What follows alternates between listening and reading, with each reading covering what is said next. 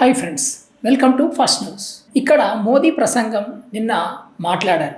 Operation Sindoor మొత్తానికి stop చేయలేరు, ఆపారు. దాన్ని ఉద్దేశించి మోదీ అసలు ఏం మాట్లాడారు అని దాని గురించి ఈరోజు వీడియోలో మనం మాట్లాడదాం. గత కొన్ని రోజుల్లో మన దేశం యొక్క శక్తిని, దీర్ఘశాంతిని చూశాం.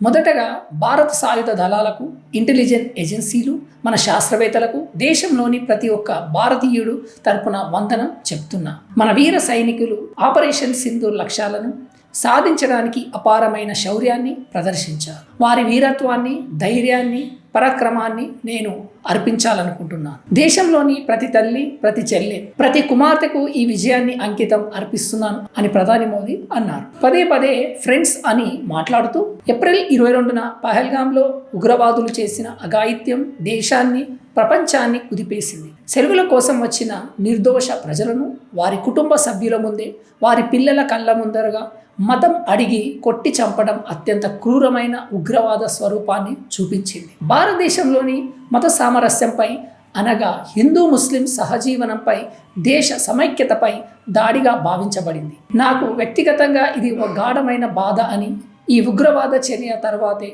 దేశమంతా ప్రజలు, సమాజం, అన్ని రాజకీయ పార్టీలు ఒకే స్వరంతో ఉగ్రవాదంపై కఠిన చర్య తీసుకోవాలని నిలబడ్డారు. మన సైన్యానికి పూర్తి స్వేచ్ఛ ఇవ్వబడింది అని మోదీ అన్నారు. ఈరోజు ప్రతి ఉగ్రవాది, ప్రతి ఉగ్రవాద సంస్థ తెలుసుకుంది, భారత మహిళ సింధూరాన్ని మాయం చేయాలంటే దాని పరిణామం ఎంత ఘోరంగా ఉంటుందో. మళ్ళీ ఫ్రెండ్స్ అంటూ ఆపరేషన్ సింధూర్ అనేది కేవలం ఒక ఆపరేషన్ కాదు, అది కోట్లాది భారతీయుల ఎమోషన్స్కి ప్రతిబింబం. ఇది న్యాయానికి అంకితమైన శపథం. మే 6 రాత్రి, మే 7 ఉదయం ప్రపంచం ఈ శపథం ఎలా అమలవుతుందో చూసింది. మన సైన్యం పాకిస్తాన్లోని ఉగ్రవాద స్థావరాలపై, వారి శిక్షణ కేంద్రాలపై ఖచ్చితమైన దాడులు చేసేది. ఉగ్రవాదులు కలల్లో కూడా ఊహించలేదు భారతదేశం ఇంత భారీ నిర్ణయం తీసుకుంటుందని. కానీ దేశం ఒకటిగా నిలబడినప్పుడు, జాతి మొదట, భావన బలంగా ఉన్నప్పుడు ఇలాంటి ఉక్కు నిర్ణయాలు తీసుకోబడతాయి, గెలుపు సాధించబడుతుంది అని మోదీ మాట్లాడుతూ, భారత డ్రోన్లు, క్షిపణులు పాకిస్తాన్లోని భద్రమైన ఉగ్ర స్థావరాలపై దాడులు చేసినప్పుడు ఉగ్రవాద సంస్థలు భౌతిక నిర్మాణాలే కాదు, వారి నమ్మకాలు కూడా తూర్చుకొని పోయాయి. బహల్పూర్, ముర్గే వంటి స్థావరాలు అంతర్జాతీయ ఉగ్రవాదానికి క్యాంపస్లుగా ఉండేవి. ప్రపంచంలోని ప్రధాన ఉగ్రదాడులన్నింటినీ వెనుక ఈ స్థావరాల హస్తం ఉంది. మన స్త్రీల సింధూరాన్ని చెరిపివేసిన ఉగ్రవాదులకు ఇప్పుడు భారతదేశం వారి స్థావరాలను చెరిపివేసింది. ఈ దాడుల్లో 100కి పైగా భయంకరమైన ఉగ్రదాడులు హతమయ్యారని, గత 30 సంవత్సరాలుగా పాకిస్తాన్లోని స్వేచ్ఛగా తిరుగుతూ భారత్పై కుట్రలు పన్నుతున్న నాయకులను ఒకే దెబ్బతో నిర్మూలించాం అని అంటూ, భారతదేశ చర్యల వల్ల పాకిస్తాన్ తీవ్ర దిగ్భ్రాంతికి గురయ్యింది, ఆత్మవిశ్వాసం కోల్పోయి హడిలిపోయింది, మరో అవివేకపూరిత నిర్ణయం తీసుకున్నారు. ఉగ్రవాదంపై భారత్ చర్యకు మద్దతు ఇవ్వకుండా భారత్పై దాడులు చేయడం ప్రారంభించారు. పాఠశాలలు, ఆలయాలు, సాధారణ ప్రజల ఇల్లు, సైనిక స్థావరాలను లక్ష్యంగా చేసుకున్నారు. కానీ ప్రపంచం చూసింది, వారి డ్రోన్లు, క్షిపణులు భారత్ ముందు చిగురుటాకుల్లా చిత్తుగా ఊడిపోయాయి. భారతదేశం శక్తివంతమైన ఎయిర్ డిఫెన్స్ వ్యవస్థ వాటిని గాల్లోనే నాశనం చేసింది. పాకిస్తాన్ సరిహద్దుల్లో దాడి చేయాలని భావించింది, కానీ భారత్ నేరుగా వారి గుండెలపై దాడి చేసింది. మొదట 3 రోజుల్లోనే భారతదేశం పాకిస్తాన్ విపరీతంగా తుదుముట్టించింది అని మోదీ అన్నారు. దీంతో పాకిస్తాన్ తమ పరాభవాన్ని తెలుసుకొని మే 10న మధ్యాహ్నం మన DGMOను సంప్రదించింది. అప్పటికే మేము ఉగ్రవాద మౌలిక సదుపాయాలను పూర్తిగా నాశనం చేశాము, ఉగ్రవాద గుడారాలను శ్మశానాలుగా మార్చాం. పాకిస్తాన్ విన్నపంతో ఇకపై ఉగ్రవాదం లేదా సైనిక చర్యలు మళ్ళీ జరగవని హామీ ఇచ్చిన తర్వాత మనం తాత్కాలికంగా ప్రతిదాడిని నిలిపాము. కానీ మేము ఇది స్పష్టంగా చెప్తున్నాం, ఇది తాత్కాలికంగా నిలిపిన చర్య మాత్రమే. పాకిస్తాన్ ప్రతి అడుగును మనం గమనిస్తాం అంటే గట్టిగా బదిలిస్తున్నాడు. ఇక్కడ భారతదేశం యొక్క 3 దళాలు, ఎయిర్ ఫోర్స్, ఆర్మీ, నేవీ మరియు BSF సహా అర్ధ సైనిక బలగాలు నిరంతరం అప్రమత్తంగా ఉన్నాయి. సర్జికల్ స్ట్రైక్స్, ఎయిర్ స్ట్రైక్స్ తర్వాత ఆపరేషన్ సింధూర్ ఉగ్రవాదంపై భారత్ తీసుకున్న కొత్త విధానానికి ప్రతీకగా నిలుస్తుంది. ఇది ఉగ్రవాదానికి వ్యతిరేకంగా భారత్ పోరాటానికి కొత్త రేఖను గీసింది.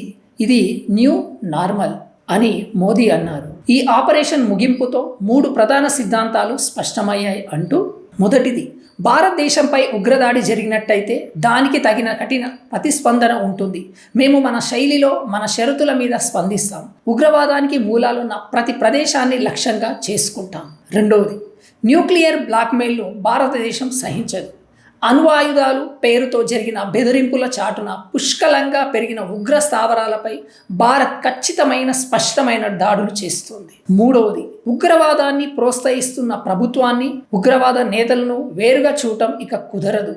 ఆపరేషన్ సింధూర్ సమయంలో ప్రపంచం పాకిస్తాన్ యొక్క అసలైన ఉగ్రవాద మద్దతుదారుల రూపాన్ని చూసింది. హతమైన ఉగ్రవాదులకు నివాళి అర్పించేందుకు వచ్చిన పాకిస్తాన్ ఆర్మీ సీనియర్ అధికారులను ప్రపంచం చూసింది. ఇది రాష్ట్ర ప్రమోదిత ఉగ్రవాదానికి స్పష్టమైన సాక్ష్యం అని మోదీ తెలిపారు. భారతదేశం మరియు భారతీయులను ఎలాంటి ప్రమాదం నుంచైనా రక్షించడానికి కావలసిన తగిన చర్యలు తీసుకోవడంలో ప్రతి దశలో స్పష్టతతో, ధైర్యంతో ముందుకెళ్తాం అంటూ మిత్రులారా అని సంబోధిస్తూ, పోరు భీములో మనం ప్రతిసారి పాకిస్తాన్ను ఓడించాం. ఈసారి ఆపరేషన్ సింధూర్ ఈ పోరాటానికి కొత్త పరిణామాన్ని జోడించింది.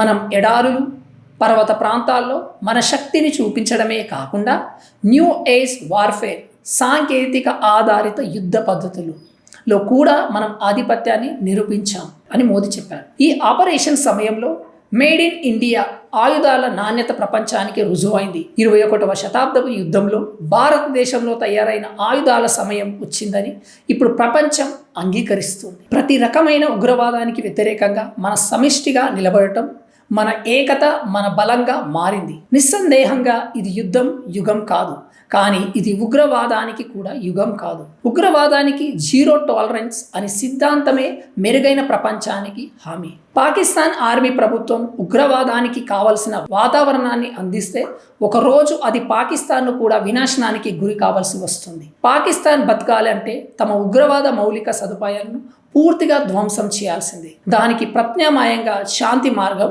ఉండదు.